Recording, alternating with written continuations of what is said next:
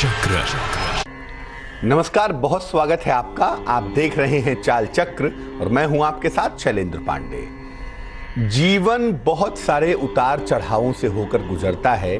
बहुत सारी भावनाओं की, बहुत सारी मानसिक समस्याओं की स्थितियां जीवन में आती रहती हैं। एक विशेष तरह की स्थिति है जिंदगी की धोखा, डिसीट, चीट। आखिर ये धोखा होता क्या है और ज्योतिष के नजरिए से इस धोखे को समझें कैसे कि हमारी कुंडली के कौन से ग्रह धोखा देते हैं और कैसे हम धोखे से बच सकते हैं। चाल चक्र में आज बात इसी धोखे की। चाल चक्र में आज जानेंगे कि कब मिलता है आपको धोखा, कौन से ग्रह आपको धोखा देते हैं, धोखे के पीछे किन ग्रहों की चाल होती है, कौन से ग्रह जिम्मेदार होते हैं धोखे के लिए, और खास उपाय आपको बताएंगे जिससे जीवन के दो विशेष तरह के धोखे, एक प्रेम और विवाह का धोखा और एक कारोबार का धोखा, इससे आप बच पाएंगे। राशियों की सबसे सटीक भविष्यवाणी पहुंचेगी आप तक और इसके अलावा आप जानेंगे आज का शुभ पहर। तो बात धोखे की होगी और धोखे से बचने के उपायों की होगी, लेकिन सबसे पहले हर रोज की तरह आज का पंचांग। आज तिथि है पौष शुक्ल पक्ष की पंचमी तिथि। आज का नक्षत्र होगा शतभिषा नक्षत्र, राहु का नक्षत्र है, बेहद ताकतवर। चंद्रमा आज कुंभ राशि में संचरण करेंगे और राहु काल का समय दोपहर के 3 बजे से तकरीबन 4:30 तक होगा, जिसमें नया और शुभ कार्य करना मना होगा। उत्तर दिशा की तरफ आज यात्रा करने की मनाही है, तो बेहतर होगा उत्तर दिशा की तरफ यात्रा ना करें।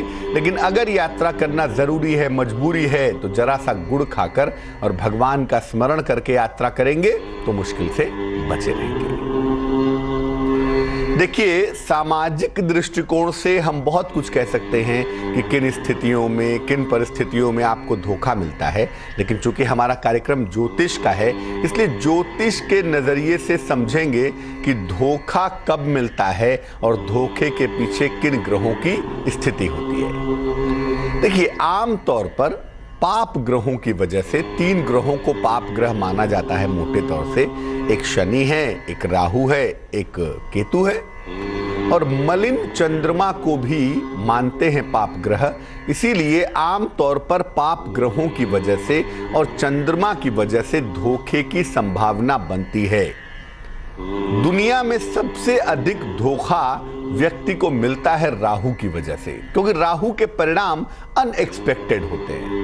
आप ये जान ही नहीं सकते कि अगले क्षण, अगले मूवमेंट, अगले मुहूर्त क्या घटेगा, कितना प्लस कितना माइनस। इसीलिए राहु की वजह से सबसे अधिक धोखा व्यक्ति को मिलता है। इसके बाद कुछ धोखों में कुछ खास तरह का धोखेबाजी जब होता है, उसमें मंगल और शनि भी शामिल होते हैं।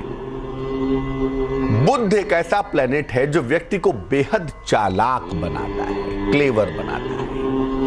इसीलिए कुंडली में अगर बुध लीड करता है तो व्यक्ति धोखेबाज नहीं, धोखा नहीं खाता, बल्कि धोखेबाज हो जाता है। इसीलिए बुध की स्थिति देखकर आप ये समझ सकते हैं कि व्यक्ति धोखेबाज है या नहीं है।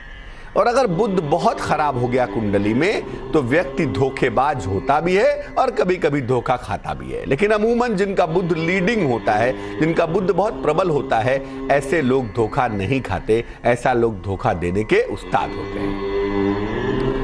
ये जो सारे ग्रह हैं जिनके बारे में हमने आपको बताया, खासतौर से राहु और चंद्रमा के बारे में, जिस जिस भाव में और जिस जिस हाउस को प्रभावित करते हैं, उस तरह के मामलों में धोखा मिलता है। अगर ये पारिवारिक मामलों को प्रभावित करेंगे तो परिवार के मामले में धोखा मिलेगा, प्रेम के मामले को प्रभावित करेंगे तो प्रेम के मामले में धोखा मिलेगा। यानी जिस जिस हाउस को प्रभावित करते हैं उस हाउस में धोखा मिलने की संभावना ज्यादा हो जाती है। चंद्रमा अगर कमजोर होता है तो धोखा मिलने की पॉसिबिलिटी होती है, लेकिन धोखे का अनुभव ज्यादा होता है, मामला उतना बड़ा नहीं होता। कभी कभी क्या होता है कि 10-20 रुपए का, 100 रुपए, 1000, 10,000 का धोखा हुआ, लेकिन ऐसा अनुभव होता है कि लाखों का धोखा हो गया। यानी धोखा होना भी एक स्थिति होती है और धोखे का अनुभव होना भी एक स्थिति होती है। और जब चंद्रमा खराब होता है तो धोखा बड़ा नहीं होता, लेकिन धोखे की समझ बड़ी हो जाती है। व्यक्ति को लगता है कि मेरे साथ बहुत बड़ा धोखा हो गया।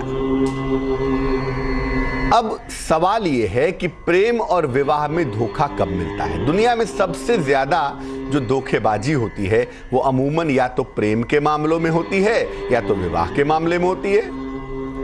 कुंडली में शुक्र कमजोर अगर हो गया और राहु का प्रभाव ज्यादा हो गया तो प्रेम में धोखा मिल जाता है, क्योंकि शुक्र जो होता है ना वो भावनाओं का कारक होता है। तो शुक्र मजबूत हो गया, शुक्र कमजोर हो गया, और शुक्र के कमजोर होने से भावनाएं जो हैं वो बैलेंस नहीं होती।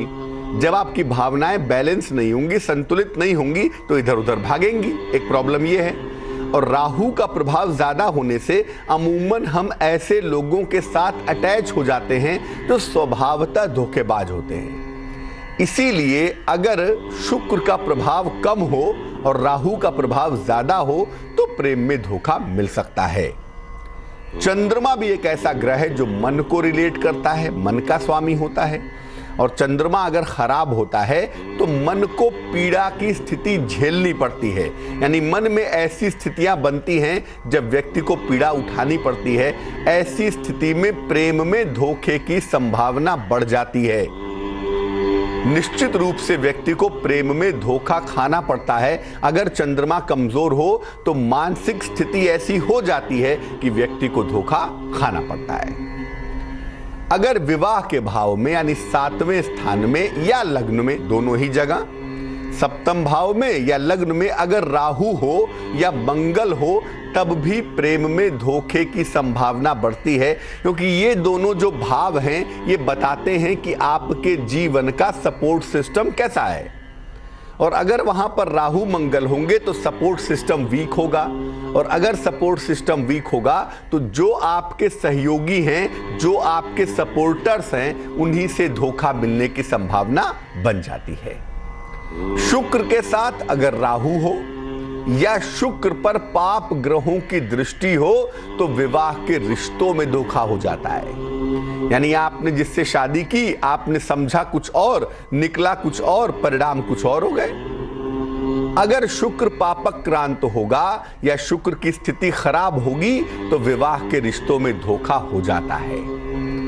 अगर किसी महिला का बृहस्पति भी कमजोर हो, चंद्रमा भी कमजोर हो, चंद्र भी कमजोर है, गुरु भी कमजोर है, तो महिला के साथ विवाह के मामले में धोखा हो जाता है। जो उम्मीद होती है कि विवाह ऐसा चलेगा, मेरा पति ऐसा होगा, निश्चित रूप से उसमें ऐसे परिणाम आते हैं जो विवाह में धोखा कारित कर देते हैं।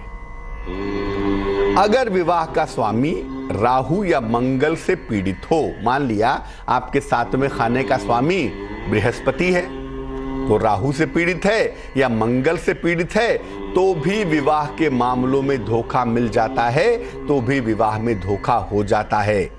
क्योंकि 7वें खाने में अगर राहु का प्रभाव जरा भी आ जाए या 7वें खाने के मालिक से राहु का प्रभाव जरा भी आ जाए तो सब कुछ बड़ा रहस्यमय होता है।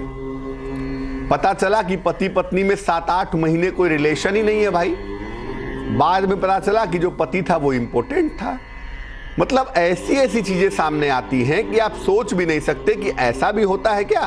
क्योंकि राहु जो है वो विचित्र तरह की स्थितियों में विवाह करवा देता है और बाद में पता चलता है कि बड़ा गलत हो गया, गलत फंस गए। तो राहु अक्सर विवाह के मामलों में भी और प्रेम के मामलों में भी धोखा, फ्रॉड पैदा करता है। अब कैसे बचें प्रेम और विवाह के मामलों में धोखे से? वैसे तो एक बात याद रखिए कि अमूमन जब कुंडली में प्रेम और विवाह के मामलों में धोखा होता है तो उससे बचना बेहद कठिन होता है।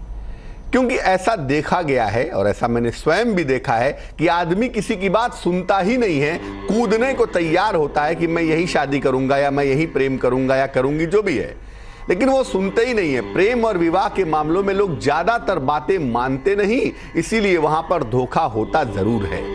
फिर भी हम आपको बताते हैं उन उपायों को जिससे आप धोखे से बच सकते हैं या बचने का प्रयास कर सकते हैं। अगर आपकी कुंडली में प्रेम के मामले में धोखे की संभावना है, अपनी कुंडली देखिए या दिखवाइए, और अगर कुंडली में ऐसे इंडिकेशंस हैं कि प्रेम के मामले में धोखा मिल सकता है, तो क्या करेंगे? भगवान सूर्य को हल्दी मिलाकर जल अर्पित करना शुरू करिए। याद रखिए, सूर्य की किरणों में वो शक्ति है जो आपकी आंतरिक, अंदर से और बाहर से आपको शुद्ध कर देते हैं, आपकी बुद्धि को ऊर्जावान कर देते हैं। और जब बुद्धि ऊर्जावान होती है ना, तो हम गलत सही का फर्क समझ पाते हैं। ये बेहद महत्वपूर्ण बात है। जब भी कुंडली में प्रेम में धोखा होने के योग हो, ओपल मत पहनिए, क्योंकि भावनाएं उद्वेलित हो जाएंगी, भावनाएं जग जाएंगी और आप मूर्ख बन जाएंगे। और हीरा भी मत पहनिए, क्योंकि ये दोनों ही रत्न पहनने से भावनाएं बिल्कुल जग जाती हैं, धोखा नहीं भी मिलना होगा ना। और कुंडली में थोड़े योग होंगे तो भी धोखा पा जाएंगे, क्योंकि ये दोनों रत्न आदमी को बेहद सॉफ्ट बना देते हैं, लॉजिकल कैपेसिटी को थोड़ा कमजोर कर देते हैं। रोज सुबह और रोज शाम को एक एक बार हनुमान चालीसा का पाठ करिए। अगर आपकी कुंडली में प्रेम के मामलों में धोखे की संभावना बनती है तो, और ऐसा करने से यकीन मानिए आप बहुत हद तक सही समय पर सही निर्णय लेकर प्रेम में धोखे से बच पाएंगे। अगर आपकी कुंडली में विवाह के मामलों में धोखे का योग हो, अगर आपकी कुंडली में विवाह के मामले में धोखे का योग है कि भाई विवाह होगा, शादी चलेगी नहीं, या दो शादी हो सकती है, या हो सकता है कि आपका जो स्पाउस है, जो लड़की है लड़का है, उसके साथ संबंधों में कुछ धोखेबाजी होने की संभावना बनती है, क्या करना चाहिए? देखिए, अगर आपकी कुंडली में विवाह के मामले में धोखे का योग है तो सोच समझकर ही विवाह का निर्णय लीजिए। हालांकि जैसा मैंने पहले भी कहा कि बचना बहुत कठिन होता है। विवाह और प्रेम के मामलों में भावनाएं इतनी प्रबल होती है ना, राहु इतना अधिक एक्सेलरेट कर देता है मामले को कि लोग सुन नहीं पाते। राहु का प्रभाव अगर ज्यादा हो आपकी कुंडली में कि राहु की वजह से आपको विवाह के मामलों में धोखा मिलेगा, तो पहले राहु की शांति करवा लीजिए, बहुत आवश्यक है। रोज सुबह और रोज शाम को एक एक बार रुद्राष्टक का पाठ करिए। नमामि शमीशान निर्वाण रूपम विभुम व्यापकम ब्रह्म वेद स्वरूपम। रुद्राष्टक भगवान शिव की एक विशेष स्तुति है। इसका सुबह शाम एक एक बार पाठ करना लाभकारी होगा। जब भी विवाह करें, लाल रंग के वस्त्र धारण न करें। आजकल बहुत सारे रंग आ गए हैं, गुलाबी है, मैजेंटा है, गोल्डन है, पिंक है, कोई भी रंग पहन लीजिएगा। लेकिन जब कुंडली में धोखे का योग हो तो विवाह के समय लाल रंग के वस्त्र नहीं पहनना चाहिए। या तो पीला पुखराज धारण कर लीजिए, या हल्दी की एक गांठ गले में धारण कर लीजिए, क्योंकि बृहस्पति को प्रबल करने से, बृहस्पति को मजबूत करने से व्यक्ति का ज्ञान का पक्ष प्रबल हो जाता है, व्यक्ति के ऊपर दैवीय कृपा हो जाती है, व्यक्ति का इंट्यूशन का पार्ट मजबूत हो जाता है। और अगर ये पक्ष मजबूत हो जाते हैं कुंडली में, तो व्यक्ति अक्सर विवाह में धोखे से बच जाता है। ज्यादातर धोखे या तो वे प्रेम और विवाह के मामले में होते हैं, और उसके बाद जो धोखे होते हैं वो कारोबार और धन के मामले में होते हैं। पहले ये समझते हैं कि कारोबार के मामले में, बिजनेस के मामले में और धन के मामले में कब धोखा मिलता है, कब होता है धोखा। देखिए, आमतौर पर बुध की वजह से कारोबार और धन के मामले में धोखा मिलता है।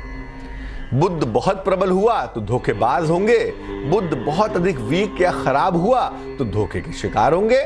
लेकिन कारोबार और धन के मामले में जो ग्रह धोखा क्रिएट करता है, जो ग्रह फ्रॉड क्रिएट करता है, उसका नाम मरकरी है, उसका नाम बुध है।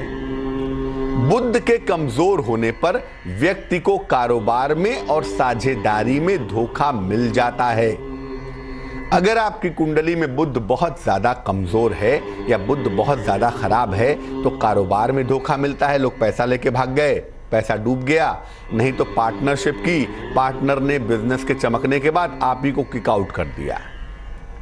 बुध के खराब होने पर व्यक्ति धोखा पाता भी है और धोखा देने का प्रयास भी करता है, ये भी एक बात है। और वैसे भी कहते हैं ना, जो दूसरों के लिए गड्ढा खोदेगा वो गड्ढे में गिरेगा।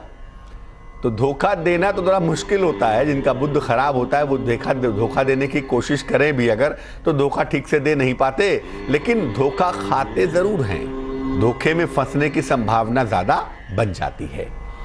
अगर कुंडली में बुध के साथ मंगल भी खराब हो गया तो व्यक्ति धन और कारोबार के धोखे की वजह से बर्बादी तक पहुंच जाता है। कर्जे बढ़ जाते हैं, बहुत सारी प्रॉब्लम्स पैदा हो जाती हैं और धीरे धीरे सब कुछ कोलैप्स कर जाता है। यानी मोटे तौर से अगर हम समझें तो कारोबार और धन में धोखे के पीछे जो ग्रह होता है उसका नाम बुध है, और बुध के साथ अलग अलग ग्रहों की एसोसिएशन होने की वजह से ये धोखा बहुत ज्यादा प्रबल हो जाता है, धोखा बहुत ज्यादा मजबूत हो जाता है।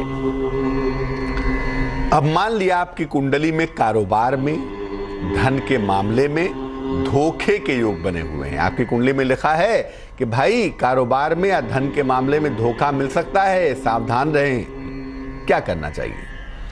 देखिए, अगर ऐसी योग आपकी कुंडली में पाए जाते हो, कारोबार में धोखे के योग हो, धन में धोखे के योग हो, तो साझेदारी से बचिए, क्योंकि अमूमन पार्टनरशिप के मामले में ही कारोबार में धोखा ज्यादा होता है।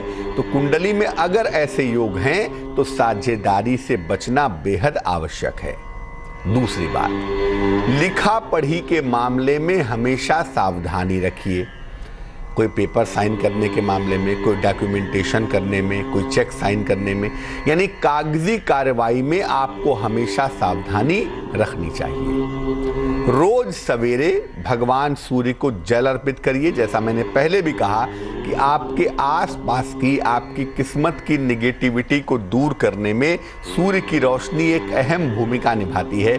इसलिए धोखे का अगर योग हो तो सूर्य भगवान को जल अर्पित करिए और गायत्री मंत्र का जप करिए। गायत्री मंत्र का जप करने से बुद्धि खुल जाती है, निर्णय सही हो जाते हैं, व्यक्ति को सही समय पे सूचना मिल जाती है कि अब गड़बड़ होने वाली है, तो गड़बड़ी से व्यक्ति बच जाता है। सलाह लेकर के एक पन्ना पहनना चाहिए, अपनी कुंडली दिखा लें और सलाह ले लें कि बुध बेहद खराब है, बुध बहुत चौपट है, पन्ना पहनूं या ना पहनूं। ऐसी दशा में सलाह लेकर के एक पन्ना जरूर पहन लीजिए।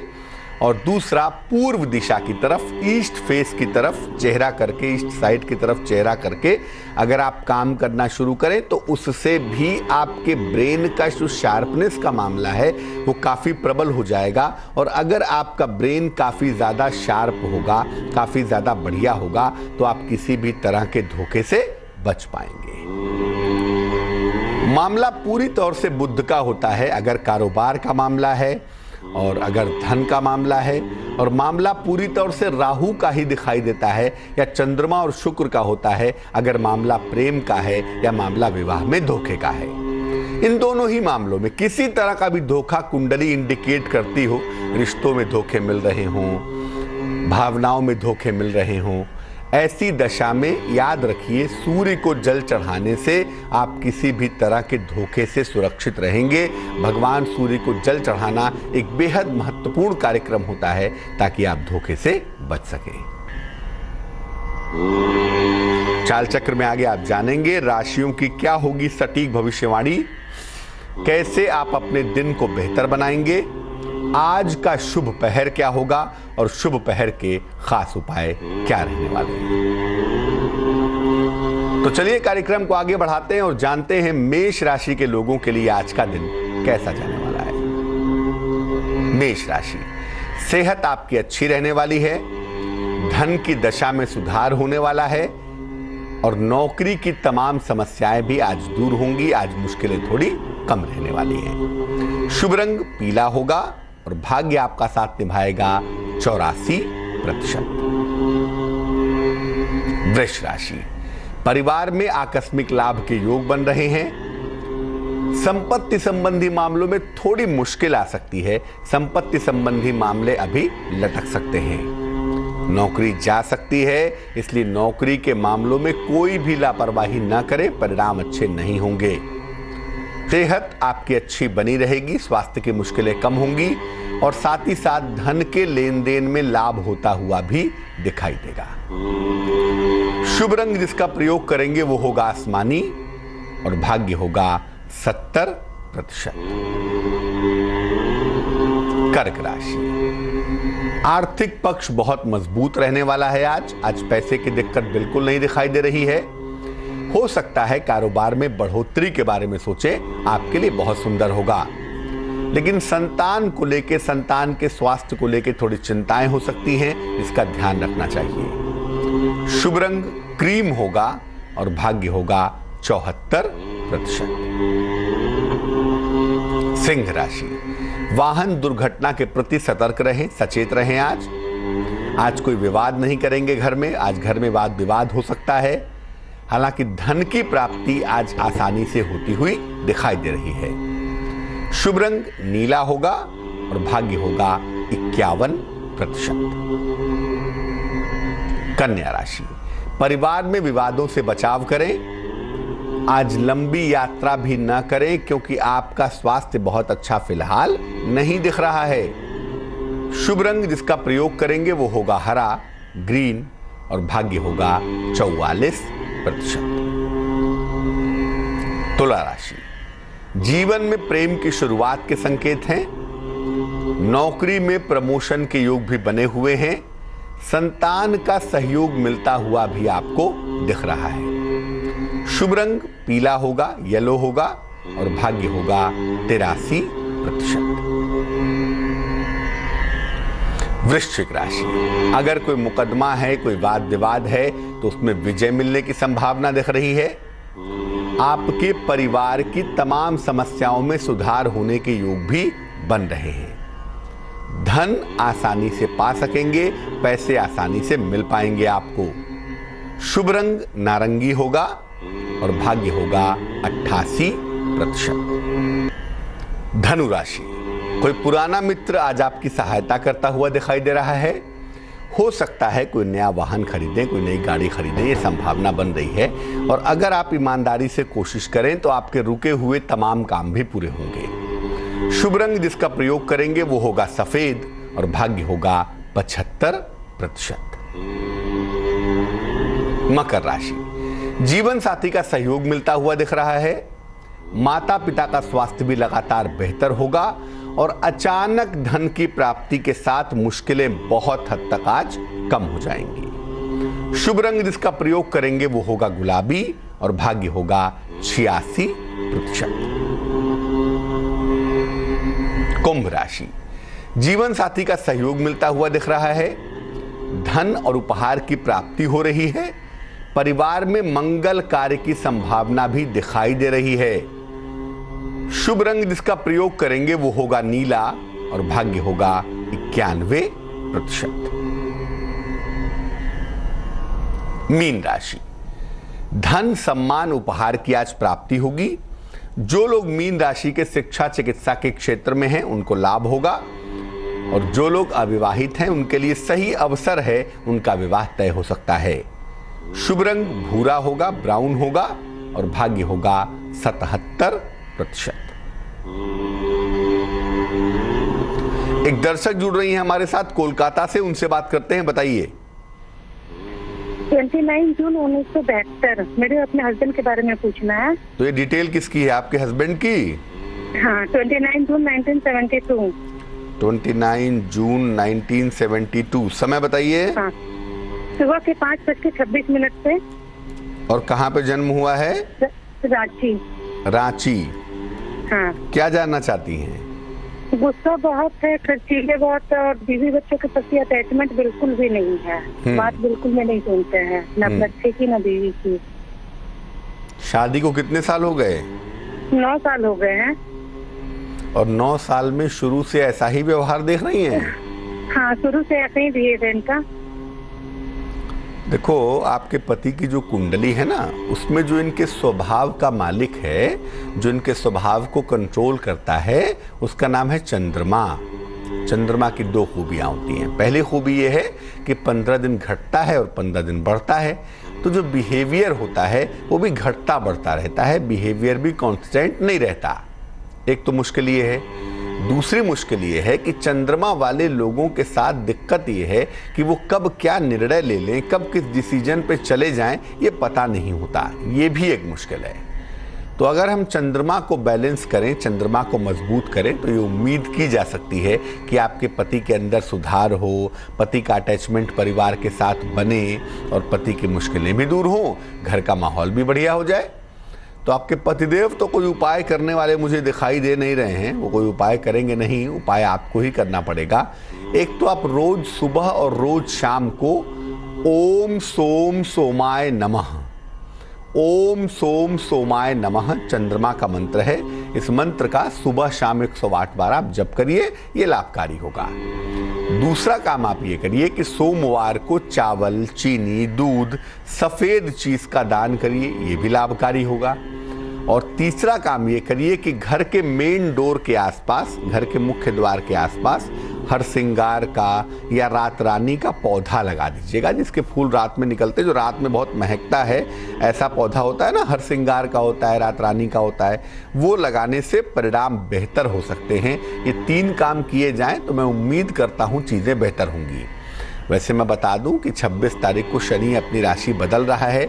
इसके बाद से आपके पति के जीवन में सुधार तो होगा, लेकिन उनको इस साल अपनी सेहत का बेहद ध्यान रखना है। तो सेहत के मामले में अपने पति के थोड़ा सा ध्यान दीजिएगा ताकि उनका स्वास्थ्य बेहतर बना रहे। एक दर्शक जुड़ रहे हैं हमारे साथ अलवर से, उनसे बात करते हैं। बताइए। हाँ जी, बिजनेस था, कॉन्ट्रैक्टर का सारा ठप करा है हमारा, इसके बारे में कुछ जानकारी चाहिए थी। डेट ऑफ बर्थ पता है आपको? 2 जुलाई 1979। 2 जुलाई 1979, 79। जी। समय? फैजाबाद अम्बेडकर नगर। समय क्या है? समय तो सर कंफर्म नहीं है, सूरज डूबने के टाइम पे है सर। और जन्म हुआ है फैजाबाद? जी, अम्बेडकर नगर हो गया पहले। अम्बेडकर नगर। तो काम क्या था आपका? कॉन्ट्रैक्टर का काम था, मैन पावर सप्लाई का। कॉन्ट्रैक्टर का काम था, तो काम बिल्कुल भी नहीं चल पा रहा है अभी? बिल्कुल भी नहीं चल पा रहा है। और कोई रत्न पहना हुआ है आपने? जी। देखो, पहली बात यह है कि 2012 से इस कुंडली का मुश्किल दौर दिखाई देता है। 2012 से अब तक आपकी कुंडली में मुश्किल समस्याएं दिखाई दे रही हैं, जो आपके करियर को प्रभावित कर रही हैं, आपके काम को नहीं चलने दे रही हैं। लेकिन शनि का जो राशि परिवर्तन अभी होगा 26 जनवरी को, इस राशि परिवर्तन के बाद से हम ये उम्मीद करते हैं कि आपके काम में सुधार होगा, आपकी माली हालत बेहतर होगी और आपकी मुश्किलें कम होनी शुरू हो जाएंगी। लेकिन देखो, आप पूरी तरह से जो बेहतर हो पाएंगे काम के हिसाब से, धन के हिसाब से, जीवन के हिसाब से, वो आप 2018 में हो पाएंगे। लेकिन शुरुआत 26 जनवरी के बाद हो जाएगी, उसमें चिंता करने की कहीं कोई आवश्यकता नहीं दिखाई देती, तो आप चिंता भी बिल्कुल ना करें। हाँ, ये ज़रूर है कि शनि को मनाना होगा, शनि को मजबूत करना होगा, और शनि को मजबूत करने से ही आपके काम के रास्ते खुल पाएंगे। सुबह शाम बिना किसी गैप के, बिना किसी नागे के ओम शं शनैश्चराय नमः, ओम शं शनैश्चराय नमः, इस मंत्र का सुबह और शाम आपको जप करना है, जो कि आपके लिए बहुत आवश्यक है। एक माला सुबह पढ़ लिया, एक माला शाम को पढ़ लिया। दूसरा काम ये करिए कि शनिवार को शाम को पीपल के नीचे सरसों के तेल का एक दीपक जला दीजिए, और दीपक जलाने के बाद प्रार्थना करिए कि मुश्किलें आपकी कम होनी शुरू हो जाएं।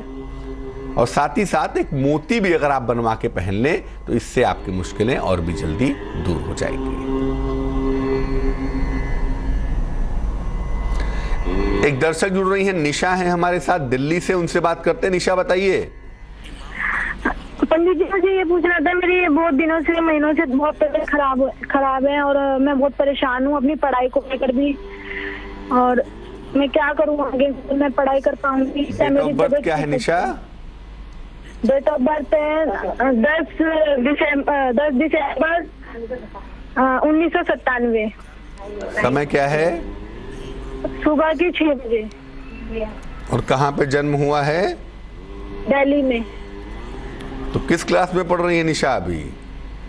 अभी तो मेरा स्कूल छूट गया है, 2015 में मेरा स्कूल छूट गया था, तो 9th क्लास में। और सेहत में क्या दिक्कत होती है निशा? पेट की प्रॉब्लम होती है, कब्ज रहती है और जलन रहती है बार बार, और बहुत परेशान हूँ मैं, टेंशन। वृश्चिक लग्न की कुंडली है, राशि बनती है मेष, जो कुंडली के स्वास्थ्य का मालिक है। जो कुंडली का बेसिक प्लेनेट है चंद्रमा, वो काफी कमजोर दिखाई दे रहा है। अगर चंद्रमा को ठीक किया जाए तो सेहत भी ठीक हो जाएगी, शिक्षा भी ठीक हो जाएगी। तो निशा को एक मोती पहनाते हैं वजन में 12 से 14 रत्ती की। एक 12-14 रत्ती की मोती पहन ले निशा, चांदी के लॉकेट में लाल धागे में सोमवार की रात को। और दूसरा काम क्या करेंगी, रोज सुबह भगवान सूर्य को जल चढ़ाएंगी और जल चढ़ाने के बाद सूर्य की रोशनी में एक 10 मिनट 15 मिनट बैठेंगी। अगर ऐसा नियमित रूप से करें तो स्वास्थ्य भी आपका बेहतर होगा और आपकी शिक्षा की जो मुश्किलें आने की संभावना है वो भी काफी हद तक कम हो जाएंगी। तो आज हमने बात की धोखे के बारे में और ये समझा कि अलग अलग तरह के धोखों के पीछे दरअसल कौन से ग्रह जिम्मेदार होते हैं। अब जान लेते हैं आज का शुभ पहर। आज का शुभ पहर है शाम को 6:30 से रात के 8 बजे तक। इस समय में बजरंगबली को, हनुमान जी को लाल फूल, गुड़हल का हो, गुलाब का हो या गुलाब की पंखुड़ियां हो, उनको अर्पित करें। इससे क्या होगा, साल की शुरुआत हो रही है ना, साल भर दुर्घटनाओं से सुरक्षित रहेंगे, दुर्घटनाओं से बचे रहेंगे। लेकिन करना होगा शुभ पहर में ही, और शुभ पहर का समय फिर से नोट करें, शाम को 6:30 से रात के 8 बजे तक। तो आज के लिए चाल चक्र में बस इतना ही। मुझे दीजिए इजाजत। नमस्कार।